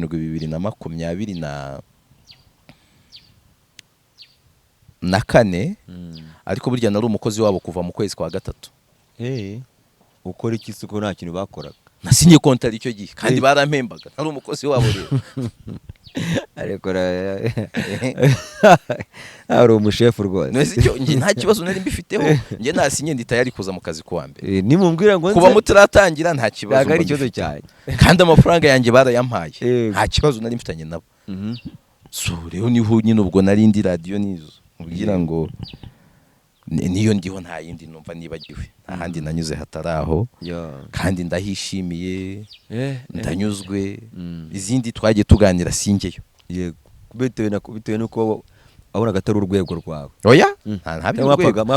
Ntabwo ari icy'amafaranga. Hari ntabwo ibintu byose mbibara mu mafaranga. Hari n'ibitangazamakuru binini twavuganye na binini kurenza icyo nkorera. Cyane. N'amafaranga rutayo nkorera. Ariko nyine hari ibintu byinshi uba ugomba kubara. Fata urugero. Ugiye kumpa akazi kuri radio. Uri bumpembe 700 ni urugero. Ariko nsabe ko nzajya mba mpari kuva saa 2 za mu gitondo kugera saa 11 za nimugoroba. Cyangwa saa 12. Ntabwo nakemera ni urugero. Bijyanye nuko ibihe byari bimeze, ibintu birahinduka. Ejo nakasenkani nagakora cyane nakijana. Ariko bamwe banyegeraga ndi muri yo situation itakemera ko unkoresha umunsi wose. Yego. Bisaba amasaha tuvugana ibya nguhira ni ikiganiro cyawe cy'amasaha 4. Daza nkibyimbe ngishyiremo umutima amaraso n'ibyuya. Ariko nyuma y'amasaha 4 undeke. Ariko nyuma y'amasaha 4 nge nawe ntabwo tuba tuziranye. Ariko warushaka guhamagara hashize amasaha 2 wavuye mu kazi. Tugenda haramanitse ibintu ibi. Yego. Icya kabiri. Kumvikana ku byo nkugomba. Ntabwo uyu munsi nakwemerera kumbwira ngo ndi buze kugukorera. Uzajya untumatere 5 mu cyumweru. Ntabwo uri ku rwego. Ntabwo ari ikibazo cy'urwego. Ikibazo uri kunjyana muri bya bintu byanyu byo muri showbiz. We ntabwo uri kujyana. Biba bijyana n'inzozi uri kurota n'amahitamo ufite. Nkeneye umwanya uhagije wo kwigira ibintu byanjye nanjye nitaho. Okerekana nakorohereza. Ndi kurenga imyaka kubera bwa bukererwa umuntu aba yanyuzemo ubukene, ibibazo bindi by'ubuzima. Hari ibintu byinshi barakererewe. No mari nakabaye nararenze imyaka yo kuba umukozi w'abandi. Yes. Sibyo? Nakwaye narayirenze. Uyu munsi nakabaye nikorera. Ubu ngubu biragoye kuba umuntu yakubwira ngo yakunyuza. Noneho kuko nagize ubwo bukererwe nkaba ndi inyuma. Nkeneye gukoresha igihe cyanjye ku rwego isaha imwe nyikoreshamo akazi k'isaha 2. Yego. Ntabwo nakongera ngo mfate umwanya wanjye wose nkuha umuntu. Abana maze kugira abana benshi. Sibyo? Mfite inshingano, mfite ibindi kandi umuntu fendofe ntabwo yampa ibyo nkeneye byose. Ni ukuvuga ngo muri cyagire ntekereza iyo transition yo kuva mu mukozi w'abandi no kujya kwikorera. Nanjye ntacyo byantwara nyuma y'imyaka 3 mfite radio yanjye. Why not? Byantwara. Byashoboka rwose. Ntacyo byampombya nyuma y'imyaka 3 mfite agence ya transport. Yego rwose. Ntabwo byaba ari bibi. Ejo nanjye mfite moteri cyangwa akabari kanini muzamo namwe kugira ibyo mufatamo. Ibyo ntabwo uyu munsi byoroshye ku muntu wacuruza umwanya w'100% ku bandi bantu. Yego. Keretse yiba cyangwa adakora akazi ke etikari.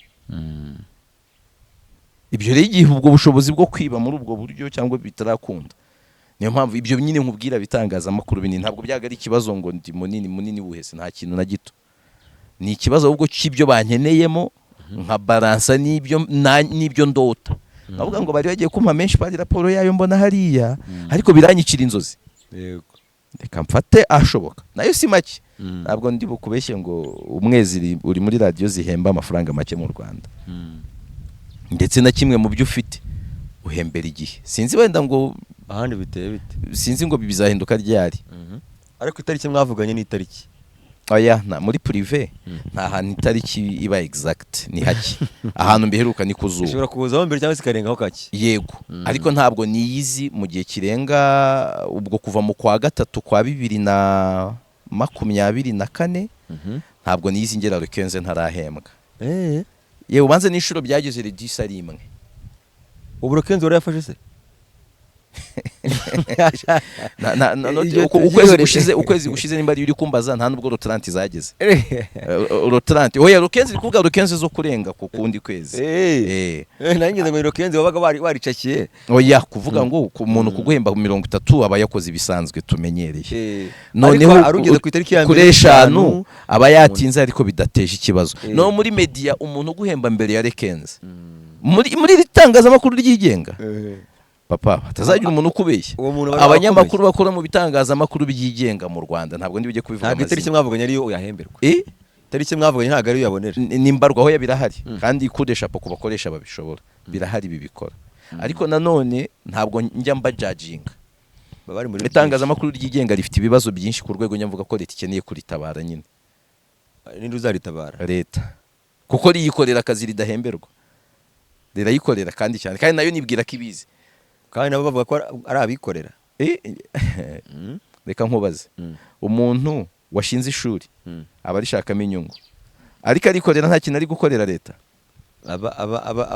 uzi amabandi yimye leta uzi injijuke areze ari kurema uzi abayoborwa beza ari kurema ni ukuvuga ngo leta yakabaye ifata amafaranga ikamenamo yego leta ikwiriye kumena amafaranga mu itangazamakuru ry'u Rwanda ikagira n'uburyo iricunga kuko aho bigeze izi mbuga nkoranyambaga ziri kurimira kandi zirarimira zirimo uburozi bwinshi imbuga nkoranyambaga yo si itangazamakuru oya byose ndabikubwiye nyamara amakuru yabonera ku gihe ku mbuga yabonye na polisi iri kuvuga uti izi mbuga ubwo ari abantu babaho cyane reka tuzenguruke twigishiriza abantu ku mbuga niyo si turi kuganamo niyo mpamvu mvuga ngo ziri kumira mainstream media ariko bimwe mu bintu biri ku mbuga nyine mainstream media yafasha mu kubikumira igihe yaba yitaweho ku mbuga umuntu ari sanzwe uyu munsi kimwe mu bintu bibabaje nuko mu mbuga harimo n'abanyamakuru beza utabwira ngo bajye muri mainstream media ntacyo bahakura nyine uri kumva niyo bakeneye kuba hari ikintu bahakura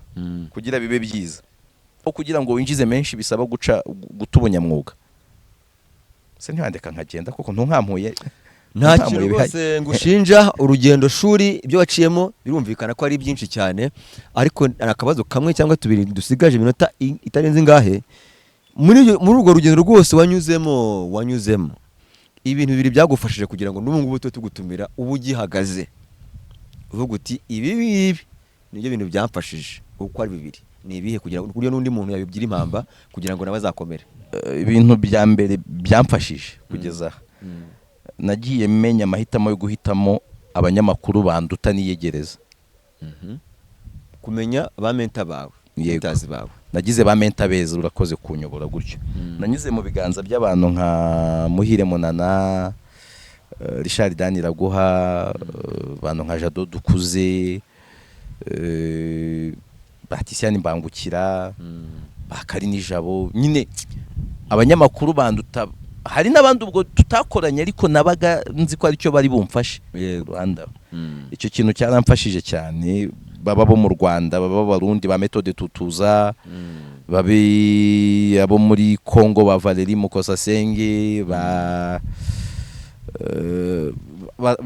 baratandukanye ni benshi babe nabo b'abazungu nagiye ngira amahirwe yo kuca mu biganza byiza byaramfashije rero bambereye ishuri ryiza icya kabiri nuko narabikoraga mbikunda ntagamije amafaranga cyane yego ndi umuntu ukubwira ngo hari ahantu henshi nagiye mva ngiye gufata make kurenza ayo nafataga yego ariko ko mvuga ngo nkeneye kwanza gukura mu byo nzi cyangwa se mu buryo bw'akazi no kujya muri environment nziza yego ibyo bintu byaramfashije ariko ntibiramfasha uko nshaka ko bimfasha ahubwo nizera ko bizamfasha mu bihe biri imbere wako ubu navuga ngo nubwo nkubwira ngo maze imyaka 10-11 muri ibi bintu ariko nsa nkaho aribwo ndi gutangira yego namaze imyaka myinshi nkorera mu gikari cyane henshi umuntu nakubwiye hari kure ariko uyu munsi none mfite amahirwe amwe yuko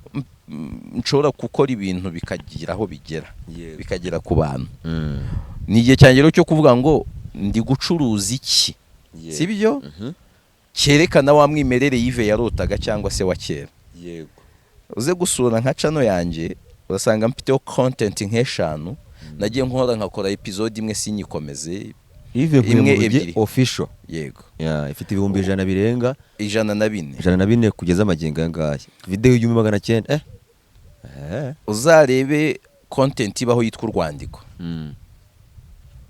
urwandiko yego ni umwimerere wanjye uzarebe content iriho yitwa urumuri sibyo nawo ni umwimerere wawe yego uzarebeho content iriho yitwa igitabo kandi ni content ntagiye nkomeza bimeze nko kuzibika kuko hari ibindi bitangazamakuru nagiye mbaho nanze kwirirwa njya mu bitangazamakuru nanyuze ngo nakoraga iki nkarema content ikasigara kandi gafata zimwe zarafashe izindi haburaga abazikomeza ahubwo ugasanga umunyamakuru yanyambaje ati ngiye kurema content niyi mfashamo gutya nibyo uzasanga hamwe no mu birango by'ibitangazamakuru nyine haba harimo ibyo naremye not ko biri mu ijwi ryanjye usanga itangazamakuru siroga yacyo ni yanjye yego ninjye byagize gutya none nkeneye ko iza content iz'umwihariko wanjye apana ibinajemo by'amaco y'inda uri n'amaco y'inda sinakubwiye ko ibinabizanywemo n'umuntu wabinzanyemo nyine kuko nta kazi nari mfite kandi ambwira ati byagira bikarangira mbikoze ntabwo ngiye nakundaga gusesengura to be honest gusesengura ibintu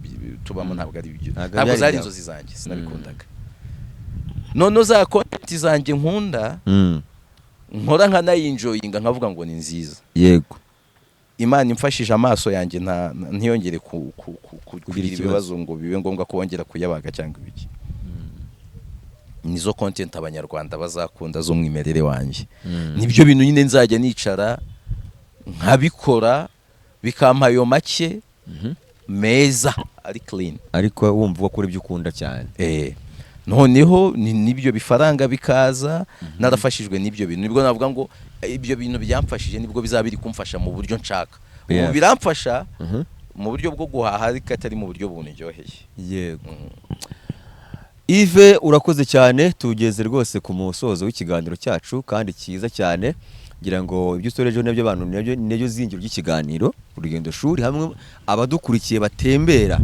mu buzima bw'umugwo twaganiriye nawe ariko Yves tugira konte turi kano gace kavuga ngo bane banjye ba mbere mu mboni yanjye bane beza cyangwa se bane ngiye nitakara ba mbere mu mboni zanjye kuri wowe niba ari kuri radio niba ari kuri televiziyo cyangwa se niba ari n'ahandi runaka abasesenguzi bane cyangwa se abasenguzi bane wowe ubona baramutse bahuriye mu kiganiro kimwe muri konte tubamo abantu bakumenyereyeho bati bano bantu bahuriye mu kiganiro kimwe kuri table imwe aba bantu abandi bakorera ku masanka yabo baba bahiye cyangwa se baba bazimye bya birangiye baba ari bandi nje ntabwo mbara ikiganiro mu buryo bwa views kuvuga ngo abandi ngo bakora mu masaha oya ntabwo mvuze mbara mu buryo bw'ireme kuvuga ngo bahuye cyaba ari ikiganiro cyiza cyaba ari ikiganiro cyiza ku buryo abantu benshi bagikurikira hanyuma abandi bari kuri andi masaha bakavuga turabakurikira tugarutse wama nk'ikiganiro kirimo Dr Rusa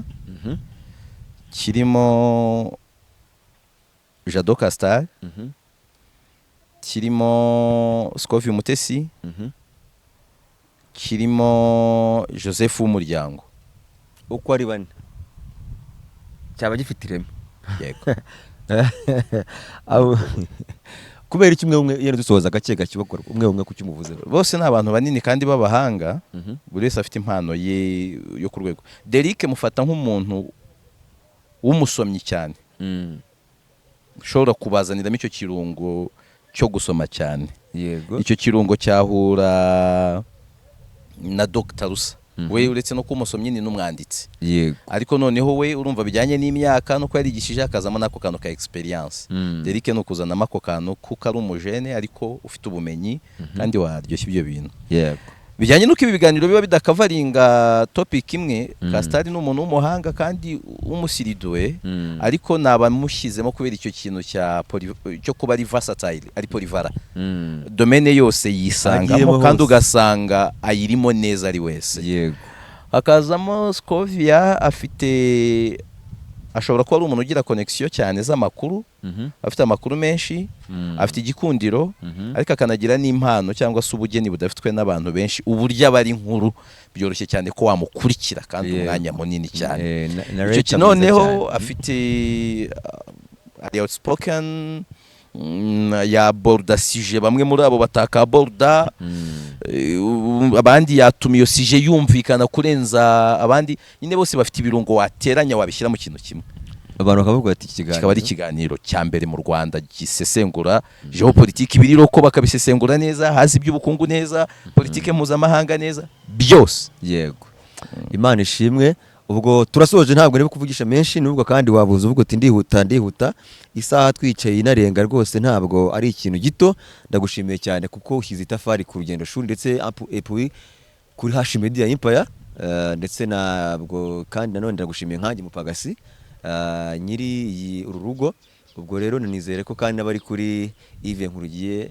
official nabo babaye umuryango umwe na hano ntacyo bitwaye rwose kandi Imana iguha umugisha ubwo kandi nkwifurije Noheli nziza n'umwaka mushya muhire niba Noheli abantu benshi barabayiziza batayiziza urayiziza nta kibazo mbifite ntabwo nshaka kubivugaho bakoze cyane Yves bakoze Imana iguha umugisha n'abadukurikiye mwese ibihe byiza Imana ibaturindire bye bye